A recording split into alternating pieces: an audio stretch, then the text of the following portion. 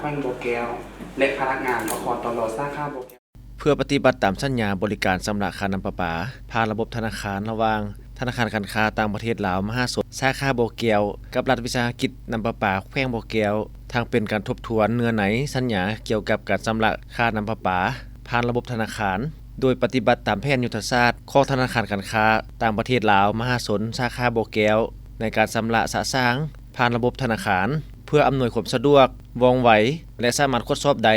ให้แก่ประชาชนก็คือลูกค้าของธนาคารมีความสบายและประหยัดเวลาในการสำระแม้นได้สำระผ่านแอปพลิเคชันของธนาคารการค้าต่างประเทศลาวมหาชนสัญญาแม่นได้ดำเนินเป็น3ระยะคือในระยะทำอิฐได้ลงนามสัญญากันแม่นเดือนกันยาปี2017ครั้งที่2แม่นเดือนกันยาปี